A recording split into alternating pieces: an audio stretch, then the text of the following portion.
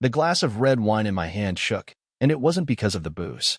It was the kind of dead silence that comes right before everything blows to hell. We were at my birthday dinner. Avery, my wife, had gone all out and rented the rooftop of some overpriced Miami restaurant. Our families were packed into those stiff chairs, pretending to smile under candlelight, sipping champagne like everything was just perfect. The whole place smelled like rosemary steak and, weirdly enough, lice. I had just taken a sip when her sister, Sandra, stood up. I wasn't going to say anything tonight, but screw it, she said, waving her phone around like it was a murder weapon. Caleb stole $400,000 from the family account. I coughed, almost choking on my wine. Around me, people gasped. Her dad dropped his fork onto his plate with a loud clatter. "Excuse me," I muttered, glancing around like maybe someone would crack a smile and admit this was some awful prank. But Sandra wasn't finished. "You heard me," she said, glaring at me. "Enjoy your last party, thief." Then everything went sideways. Avery shot up from her chair so fast it scraped across the concrete with a nasty screech. She locked eyes on me, and the hate burning in them almost knocked me back a step. "Return the money," she said, her voice cold and cutting. "And get the F*** out." Before I could even open my mouth, before I could take a breath to defend myself, she slapped me. Right there. In front of her parents. My parents. Our friends. The birthday cake hadn't even been sliced yet. I just stood there, blinking like a fool. Heat rushed to my face, my cheek stinging from the slap, but it was nothing compared to the fire tearing through my chest. Everyone just stared. Some whispered. My mom looked like she wanted to scream but couldn't find the words. "I didn't take anything," I said, voice cracking, body shaking. "Where the hell is this coming from? You think I'm stupid?" Avery snapped back. "The sudden new watch? That sketchy business trip to Vegas? The missing money from the joint account my dad set up for the company?" She looked at me like I was trash. "You're pathetic." I swayed where I stood, feeling like the ground was giving way. I hadn't even known there was a joint account like that. I didn't even know her dad had given us access to $400,000. Yeah, we ran a family interior design business, but Avery and her father handled all the finances. I was just the face of it, the guy who charmed clients and kept the operation smooth. I never touched the money. I wasn't even listed on the accounts. "I didn't steal your damn money," I said, louder this time. Avery stormed up to me, her heels slamming the ground like gunshots. "Then who did? Huh? Your imaginary friend," she sneered. "You're nothing but a pretty face with slick lies and cheap dreams." I looked at her and realized something that made my stomach turn. I didn't even recognize the woman in front of me. Her eyes weren't hurt. They weren't even mad. They were calculated. She wanted this to happen. And then I noticed something else. She wasn't wearing her wedding ring. Standing right behind her, Sandra was smirking like she just pulled off the biggest con of her life. And Sebastian, Sandra's new fiancé, gave me this smug little nod, like he was part of it too. Every bone in my body screamed at me to flip the damn table, to yell, to do something. But I didn't. I just looked straight at Avery and said, "You had this all planned, didn't you?" She didn't even flinch. Just turned her back and muttered, "Security will escort you out." "Don't bother," I said, my voice shaking but steady. "I'm leaving. But believe me, I'll find out what's really going on." And with that, I walked out of my own birthday party, humiliated, accused, betrayed. As I pushed through the heavy door, I swear I caught Sebastian leaning in close to Avery and whispering, "Now we can finally be free."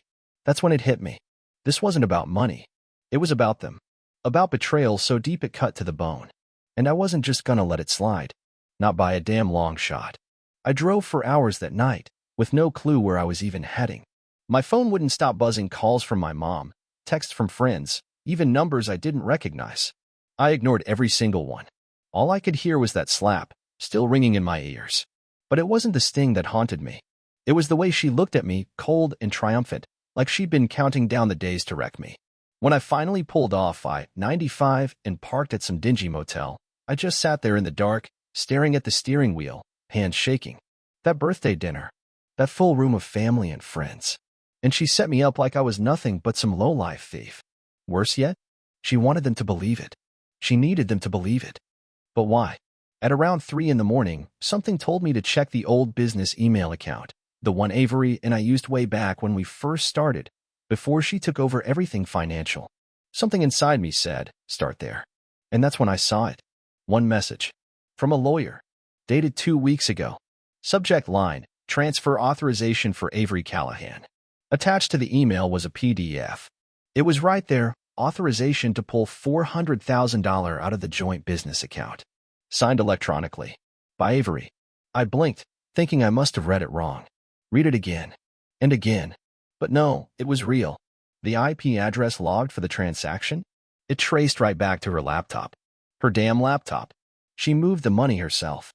It took me another hour, hunched over that motel desk, to follow the trail she left. She'd funneled the money through a side account, a shell company registered under some fake name, Sebastian and Partners Holdings. My blood ran cold. Sebastian, Sandra's fiancé. That smug, fake grinning bastard with the $200 haircut and cheap cologne. The same guy Avery swore up and down was just a harmless flirt during that beach trip last summer. I remembered now. The way they laughed too much when they thought I wasn't watching. The little inside jokes that didn't include me. That one night I passed out early, and she said she ran out to grab Advil. Took her over an hour to come back. I didn't want to believe it then. But now, sitting there under a flickering motel lamp, the truth was screaming in my face. They weren't just flirting. They were lovers. And now they were thieves too.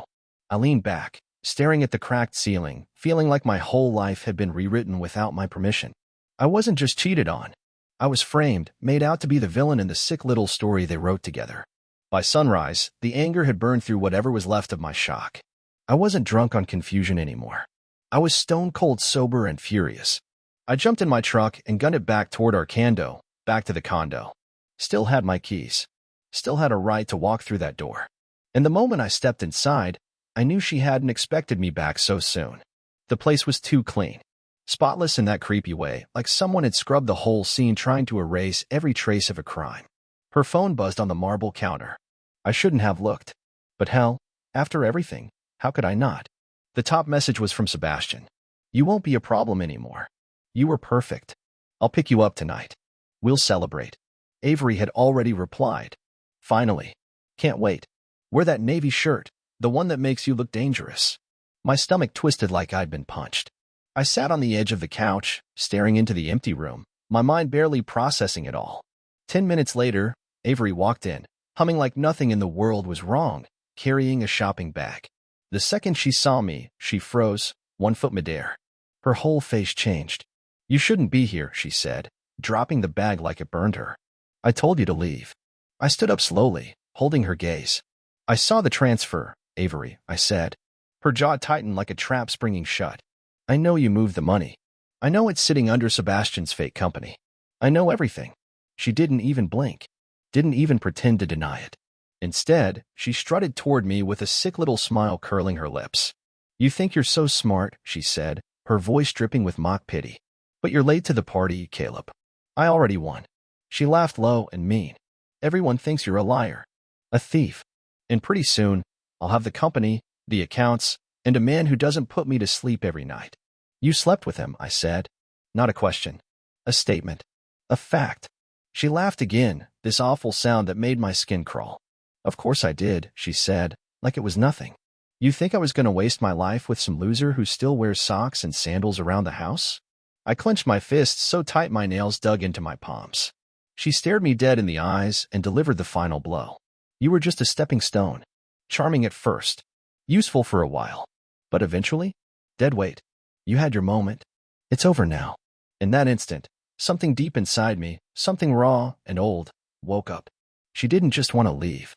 She wanted to destroy me. And she wasn't even close to being done. I didn't sleep that night. Couldn't. I sat parked outside the condo, gripping the steering wheel, watching the city lights smear across the windshield in the rain. Her words kept replaying in my head, scratching at me like broken glass. Dead weight. I already won. Just a stepping stone. The longer I sat there, the clearer it all became. The sudden distance between us. The stupid, petty fights she started out of nowhere. How she always kept her phone screen down. How she forgot our anniversary this year, but somehow remembered Sebastian's birthday. She hadn't just stumbled into this betrayal. She had been building it, piece by piece, for months. Maybe longer. And like an idiot, I never saw it coming. But I wasn't going to sit around and play the fool anymore. By morning, I had a plan. I headed straight to my buddy Nolan's office. Nolan's a private investigator these days, used to be a cop, But he quit after getting sick of the political games. If anyone could help me drag the truth into the light, it was him. He leaned back in his chair, studying me. "You sure about this?" he asked. I looked him dead in the eye. "She's framing me, Nolan. Sleeping with her sister's fiancé. Stealing money. She's trying to bury me alive. I'm done playing nice." Nolan cracked his knuckles, that old wolf grin spreading across his face. "Then let's ruin her day." By that afternoon, Nolan was already knee-deep in digging. And the deeper he went, the uglier it got. Turns out, Avery and Sebastian had been funneling money through fake invoices tied to our company for over 6 months. They didn't just steal money, they built a whole damn house of lies to do it. Fake companies. Fake clients. The whole works. But the part that really made my gut twist? The surveillance footage. Nolan found it from a boutique hotel downtown, date-stamped 3 weeks ago. There they were, Avery and Sebastian, checking in together, smiling like they had nothing to hide, holding hands like a couple of teenagers. Then came another clip, this one from just 2 days ago. Same hotel. Same 2 scumbags. This time, Avery was wearing that tight red dress, the one she once told me she hated. I remember buying it for her. She said it made her look like a villain. Guess that's exactly what she was going for. That night, I let myself back into the condo again. She was standing in the kitchen, casually pouring herself a glass of wine, humming some pop song like the world hadn't just caught fire. "Oh look," she said without even bothering to turn around, "the ghost of birthdays passed." "I saw the hotel footage," I said, stepping closer. She hesitated for just a second, then let out a cold little laugh. "So what? You want a medal for hiring a PI? You know what I want?" I said, voice low and even. "I want you to understand that I see you now for exactly what you are. You didn't just cheat, Avery," I said, my voice shaking with rage. "You assassinated me. You tried to destroy my name, my business, my life." She finally turned to face me, rolling her eyes. "You were always too emotional," she said, smirking. "That's why Sebastian said you'd crack the second we pushed." I blinked. "He said that?" She smiled wider, almost proud. "Oh yeah. We even made a bet. He thought you'd cry like a little kid. I said you'd lose your mind and start swinging. Either way, we knew you'd lose." For a second, I couldn't breathe. "You actually think this ends with you walking away clean?" I asked, my voice barely a whisper. She leaned back against the counter, swirling her wine like she didn't have a care in the world. "It already ended, baby," she said. "You just haven't figured it out yet." I didn't even waste my breath responding. Instead, I pulled a flash drive from my pocket and dropped it onto the counter with a soft clink. She stared at it, her smirk fading. "What's that?" "Evidence," I said. "Transfers. Emails. Videos. You and Sebastian committing fraud. You know, the kind of stuff the IRS loves to wake up to." Her face changed then, not full-blown panic, not yet, but you could see the wheels spinning. "You think you're clever," she whispered. "No," I said. "I just stopped being stupid." Then I turned and walked out, slamming the door so hard the walls shook. But I wasn't even close to dawn.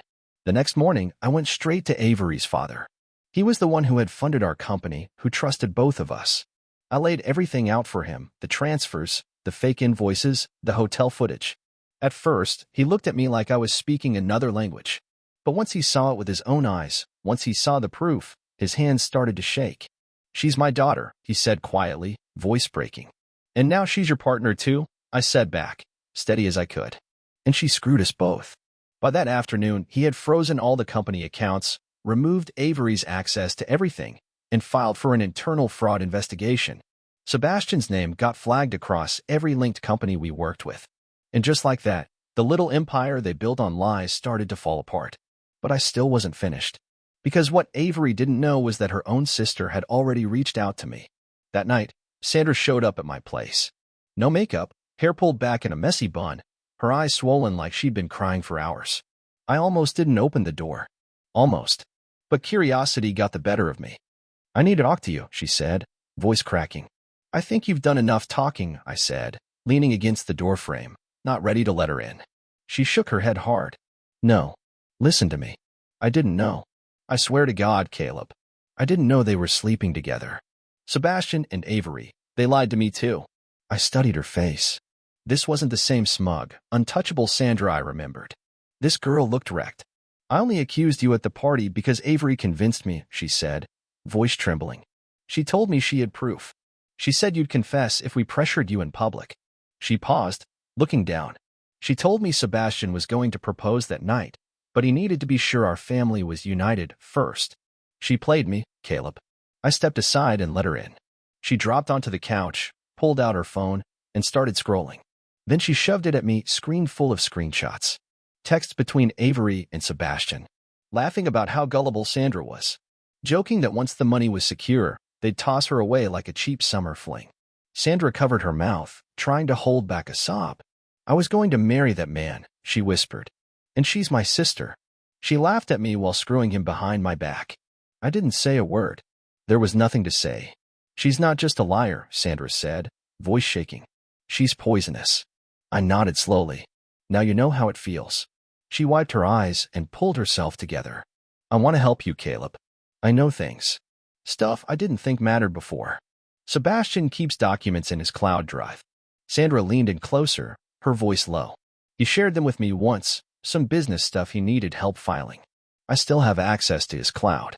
She locked eyes with me. If we work together, we can bury them. I stared right back at her. You're not doing this for me, I said flatly. You're doing it because they screwed you over. She nodded, no hesitation. Yeah, but if it helps you too, I'm good with that.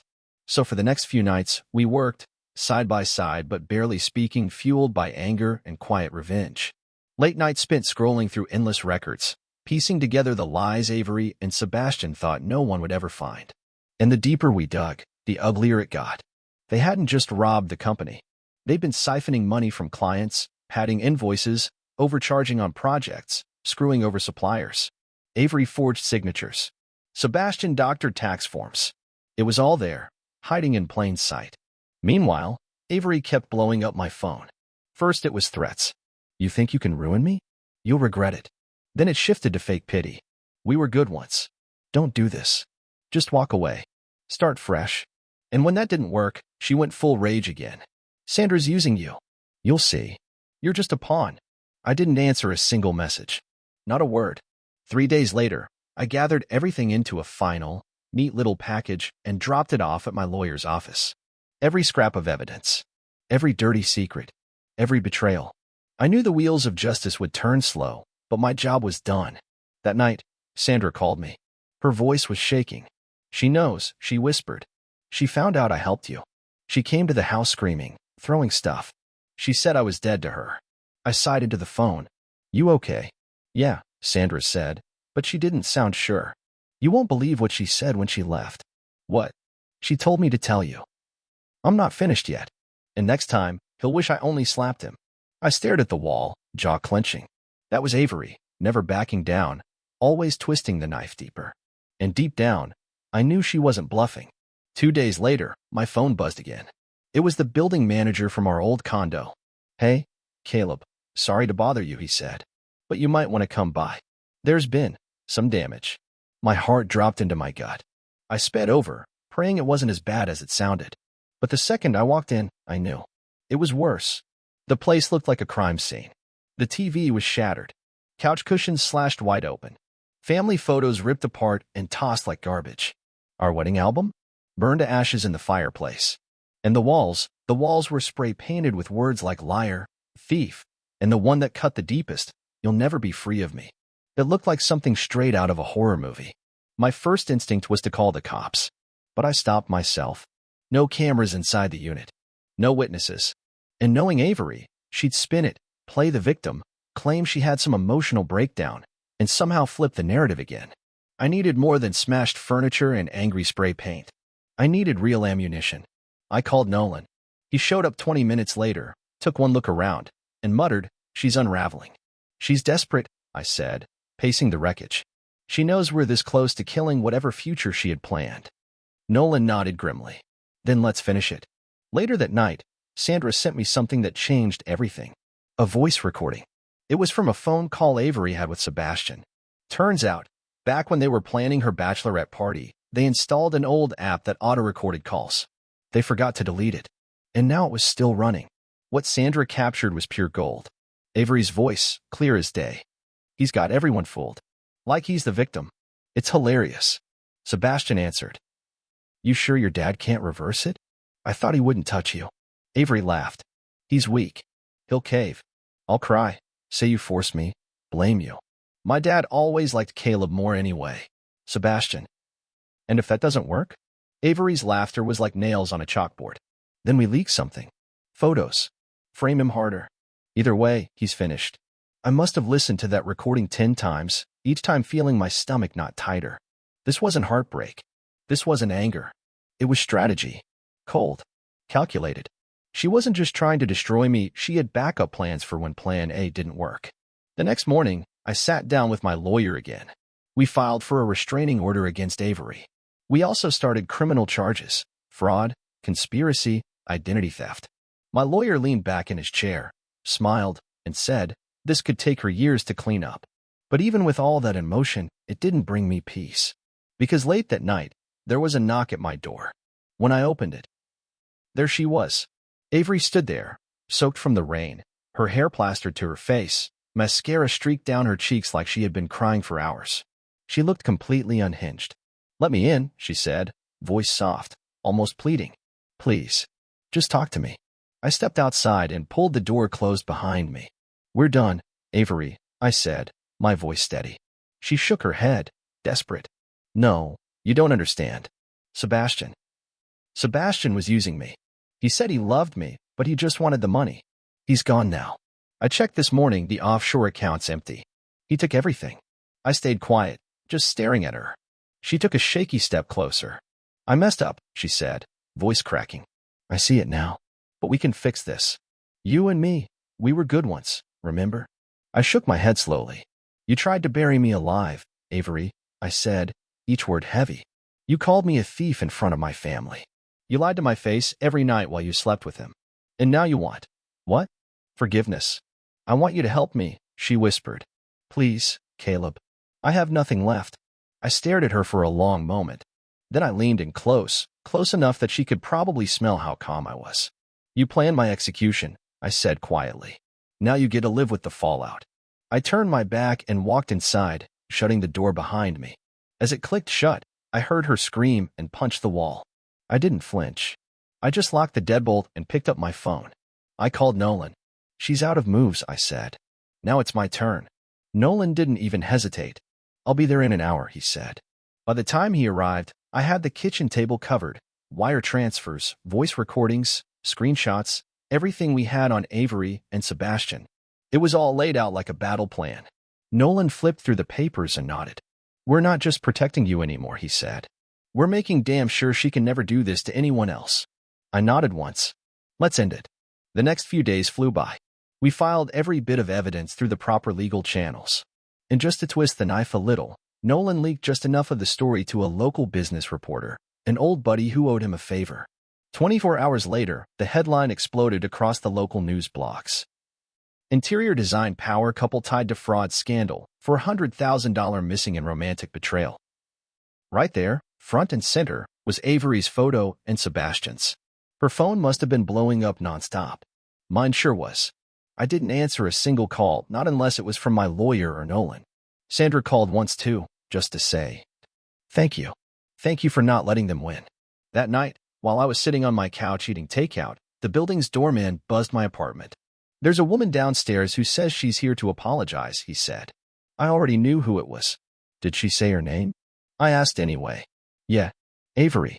I told him not to let her up. 5 minutes later, my phone buzzed with a video message. I didn't want to open it, but I did. There she was, sitting in her car.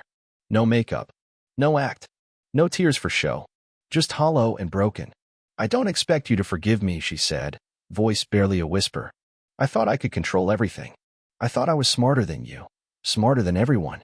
I ruined everything. I hurt you. I hurt my sister. I destroyed the only thing that ever actually mattered." She paused, swallowing hard. "I'm sorry, Caleb. I don't deserve your kindness. I don't even deserve your attention. But if there's anything left in you that still remembers how we started, I hope you'll believe that, at least once, I loved you." I stared at the screen for a second longer. Then I deleted the message without replying. 2 days later, it was official. Avery was charged. Sebastian had already disappeared, probably holed up in some shady Airbnb somewhere in South America. The authorities froze every account they could trace back to them. All joint assets were seized. Avery tried to fight it at first. She hired a new lawyer, tried to spin the story, said Sebastian manipulated her, said she was just an emotional wreck. But her own voice recordings, the ones Sandra had saved, nailed the coffin shut. Under pressure, Avery pled guilty to multiple charges: wire fraud, conspiracy, identity theft. The sentence wasn't as heavy as I would have liked: 5 years probation, a massive fine, and community service. But the court stripped her of all ownership in the company and ordered restitution payments. During sentencing, the judge looked her straight in the eye and said, "You orchestrated a campaign of deception, not just against your husband, but against your entire family. This wasn't a mistake. It was a calculated strategy." When it was over, I walked out of that courthouse and just stood there for a long time, letting the sun hit my face. No handcuffs. No guilt hanging over my head. No whispers calling me a liar or a thief. Just me. Free. I never heard from Avery again after that day. But a few weeks later, I did see Sandra one more time. We grabbed coffee together. Sandra told me she had started therapy, trying to piece herself back together. She said she was thinking about moving out west, starting fresh. I told her that sounded like a good idea. Before we said goodbye, she looked at me, real serious, and asked, "Do you regret any of it?" I thought about it for a second. "No," I said. "Not because it didn't hurt, it did. But it taught me something important. Some people love you like a mask. And when that mask slips, you better be ready to run." She gave a small smile. "You deserve better," she said. I nodded. "We both do." And that was it. She went her way. I went home, alone. But for the first time in a long time, I felt at peace. Months passed. Slowly, the mornings didn't sting as much. The heavy weight on my chest started lifting, piece by piece. My name was cleared. The company was mine again. I rebranded it, wiping away every last trace of her influence. It felt like scrubbing blood off a canvas. Necessary, but brutal. I renamed it Stone White Designs, something solid, something new. Clients started trickling back. Some had bailed the second the scandal hit. Others had just gone quiet, waiting to see which way the wind blew. But now, they were calling again. Curious. Willing to work with the guy who got dragged through the mud and came out standing. And me? I wasn't the same guy smiling in those polished wedding photos. I was sharper now. Less trusting, sure, but more real. I saw people differently. I saw myself differently. One night, I got a letter. Not an email. Not a text. A real, old-school letter. No return address, just my name on the front. Inside was a single sheet of paper. 5 sentences. No signature. "You weren't supposed to survive this. But you did. I underestimated you. He left me. I hope you dream about what I lost." Her handwriting was unmistakable. Avery. Even with nothing left, she still thought I'd care enough to read her final pity party. I didn't. I folded the letter without a second thought, tossed it into the fire, and watched it burn to ash. Because here's the truth. Avery didn't just cheat on me. She didn't just betray me. She tried to erase me. She wanted me broken, disgraced, begging for the scraps she decided I could have. She wanted to hand me a loaded story and watch me pull the trigger. But I didn't. Now, I sleep in a bed I bought myself, in a house I rebuilt with my own hands, with money I earned, and honor I reclaimed. The mirror doesn't lie to me anymore. It shows the man I fought like hell to become. Sometimes people ask me how I moved on. I don't give them some cheesy line. I tell them the truth. Everything had to break first. Every lie had to surface. Every illusion had to shatter. And once it all hit the ground, what was left was me, the real me. And that was enough. If you're reading this and you're where I once was, betrayed, humiliated, wondering if your life still belongs to you, let me tell you something no one told me. You'll hurt. Then you'll burn. Then you'll rebuild. And when you come out of that fire, they won't even recognize you anymore. And that's exactly how it should be. One evening, I stood at the edge of the lake behind my new house, the one tucked miles away from the wreckage of my old life. The sky was folding into that deep blue dusk that makes everything go quiet. I held a glass of bourbon, not for the buzz, just for the weight of it. The silence out there wasn't lonely. It was clean, pure. I thought about everything. The birthday party, the slap, the betrayals wrapped tight, hidden like mold behind fresh paint. Her cold voice telling me to return the money and leave. Her eyes when she realized I wouldn't crumble. Sebastian's smug little grin. All of it felt like a story I had read in someone else's life now. Avery lost everything. Her family, her freedom, her carefully staged illusions.